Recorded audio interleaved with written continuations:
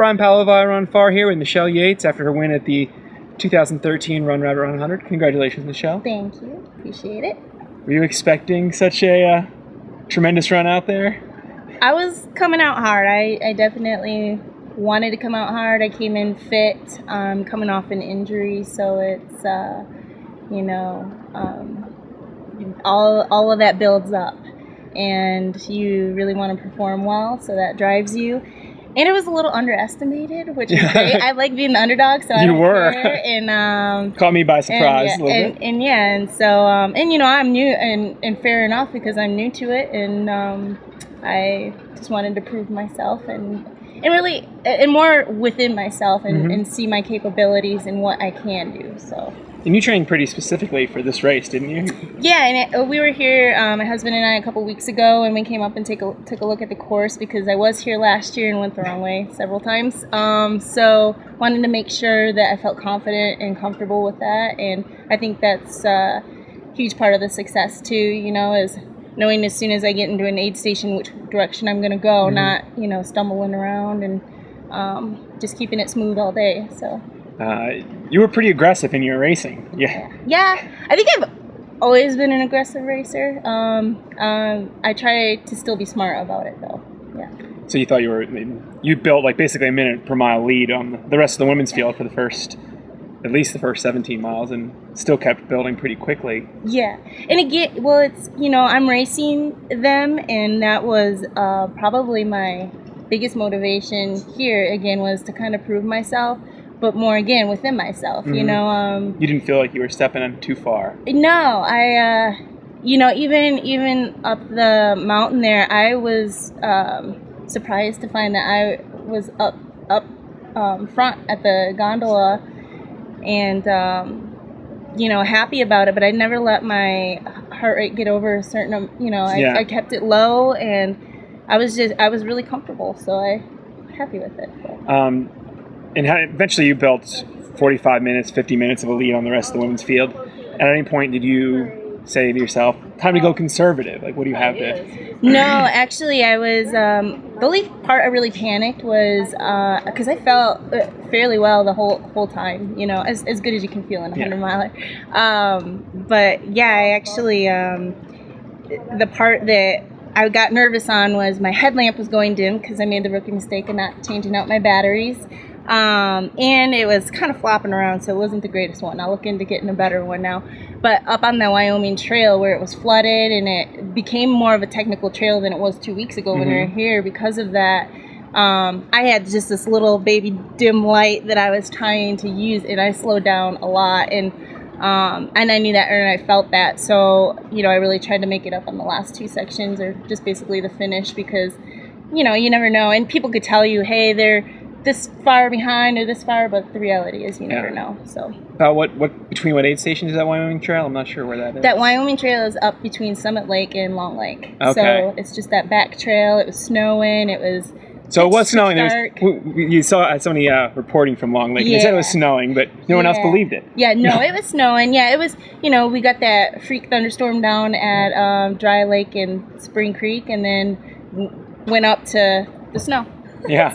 Wait, was the weather really bad? I mean, or did it? If you prepared for it, it was fine. But I could definitely tell there was some people out there that were not prepared, and I would imagine that they probably dropped out, especially getting to the top, because mountain weather you just can't play around with. Yeah. So. Fortunately, it was over pretty quick. Yeah, and just come prepared. Like, I had several different layers, and I kept doing change-outs and making sure I wasn't wet, and keeping my hands warm is a big thing for me. So I tackled that really well and got some of these cool hunting mittens. They're like flip top. You had hunting mittens and a camo cap. Is there any story behind that, or is that just? Actually, it was just. I grew up hunting and fishing, and those products always seem to work. And now they're even coming along with more performance stuff. Mm-hmm. So the hat was actually a waterproof hat, and and I like camo, but waterproof hat. And then the gloves were also waterproof. With they had the flip top mittens, so I had the tight gloves around them, so I could grab and do what I needed to, and then I could flip the mitten back over, and they also had the hand warmer pocket, so I could put the hand warmer. You never went to that though. I know your husband was asking about that. No, I was warm. Yeah, I was warm, comfortable, and felt great with all of that. So were you able to? I know on the Wyoming Trail there's about one or two aid stations in a row where Nikki made up about 5 minutes each aid station. Were you able to find out that Nikki's moving on you? I didn't, and the only I felt like I knew that up there on that Wyoming Trail, I knew that I had slowed down due to my light, and so I was still confident that it being just kind of up and down, and then of course a downhill finish, that I could do really well on that. And I did really well on the up going from Dry Lake up to Summit Lake. I was kind of playing games with myself to get up pretty fast, and it wasn't as taxing as I thought it would be. You know, coming down, I'm like, it's gonna suck going back up, you know, but it really didn't. And yeah. At some point, did you start chasing the guys? I mean, for a while there, Timmy Olsen was the guy ahead of you. Yeah. I was hanging out with Timmy going down Fish Creek, and we had a good little conversation, and so it's great to see him and meet him. At some point, you passed Dave Mackey. Yeah, and you know, it's funny because still being new to this, I don't really know everybody yet. But again, basically, I was just running my own race and running to what I felt was my potential, and trying to push myself, but again, be smart about it. And I mean, it's cool to be up there with the guys, but I consider them to be competition as well, but not, you know, I don't get so hung up on that. Yeah. But, yeah. You have a pretty diverse athletic background. Can you share a little bit about that? Where do you want me to start? High school. Yeah. I actually, I ran cross country and track and played soccer, and I actually was on the wrestling team. And I started wrestling in middle school, and that was just, I wanted to make that my own sport, and it was something to keep me in shape, and it really was. It was really hardcore. It's really been a part of my life today, and even being out there, you know, going through that discipline, and you know, that has really helped. So then moving on, I actually played collegiate soccer for the first couple of years, and then switched over to running and indoor-outdoor track and cross country. And then what did you specialize in college track? Steeplechase, actually. Okay. Of course, you know, I wanted the more challenging thing. And actually, it's funny because when I first did my first steeplechase, I had never even watched it. My coach just sent me out there and said, "You're going to do the steeplechase today?" And I literally laughed because I'm like, I don't even know what that is. What is that? You know? And she had me go do it, and I was double footing the jumps like a fool, but I actually won. So from then on, it was my passion. You improved a little bit on that one? Yeah, and of course distance, you know, any kind of distances. And then basically pursued my running career, and then also did some of the figure fitness competitions, and that was fun for a little while, but that was just something that I kind of wanted to check off my bucket list, like just do one. So that was not like your focus for a long time. No, I did the first one, and I cleaned house, which was cool. And then of course, like right away, they're like, your national level, you can go pro at this.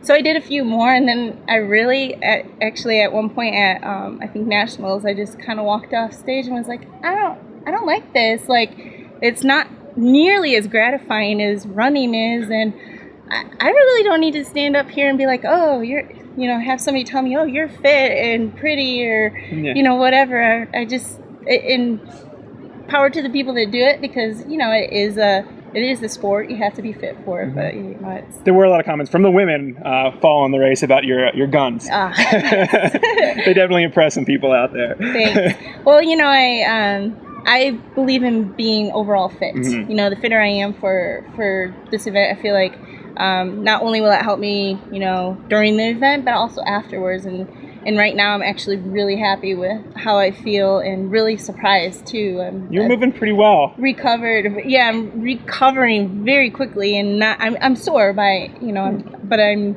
not that sore at all. So it's surprising. Post collegiately, you went into road racing. I did, yep. I'm probably more known for, obviously, road marathoning and a couple Olympic trials and all that fun stuff. Got down to 2:39, which... Yep. And I definitely feel like I haven't tapped that out yet, and probably do a few road races within the next couple years to hopefully qualify for the trials again. But I definitely, love the trail scene. So. Yeah, and you've also raced the shorter trail scene, like the U.S. Mountain Running Championships. Mm-hmm. You've made it to Worlds. You've run really well at Pikes. Mm-hmm.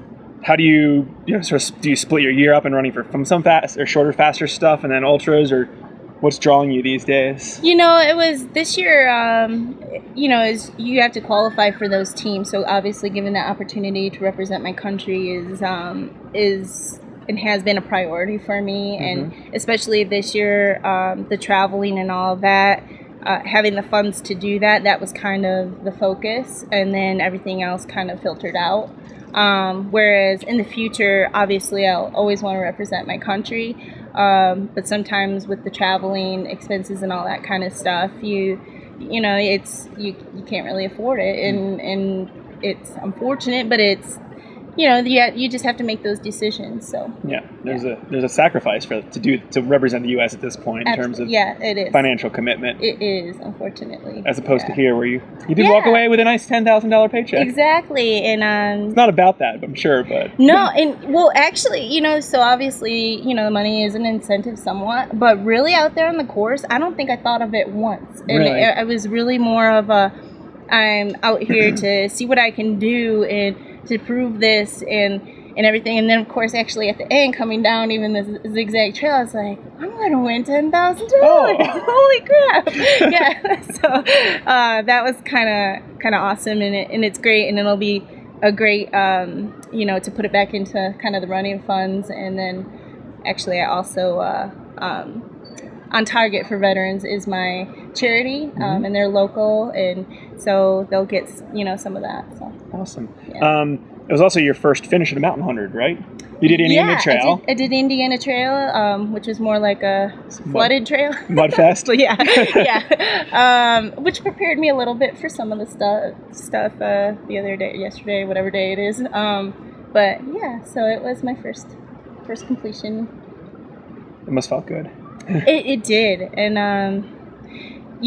it's I actually felt kind of bad a little early, like I'd say maybe 30 or 40 miles, and I knew that the big climb at the beginning would hurt a little, and I knew that would take away, no matter what, no matter how slow or how fast you're really going, it's going to take away. So I tried to include more protein and just keep that in mind. But there was a point where I'm like, man, are my legs gonna bounce back or not? And then, but I just kept going in one foot in front of the other, and then I was totally fine after like that 5-minute period of, wow, did I take it out too hard? No, I don't think so. I really didn't have my heart rate up, and everything else feels good. So nice. Got any more races on the schedule for this year? I'm actually supposed to do UROC in a couple weeks. So that'll be a last minute decision. I'm in there. I have the plans to do that, and like I said, I'm actually feeling really well, but it will still be a last minute decision. And then actually doing the Moab Half Marathon Trail Championships, the 50K Trail Championships in Boulder City, Nevada. Okay. Which I went to UNLV, so those were all my old trails as well, and then actually lived up in Frisco for 6 months. So is that a bootlegger, or what race? That's bootlegger, okay. Yep. And then North Face, so 50-mile challenge. So that'll be the rest of the year. Well, great. We'll be seeing you around a lot. Be down at UROC. Hopefully run the Trail Half Marathon. Oh, awesome. We're moving to Moab, and then you're moving to Moab? Yeah. Oh, I'm coming to visit. All right. Yeah. Well, congratulations, yeah, and you. Have a great rest of your season. Thanks.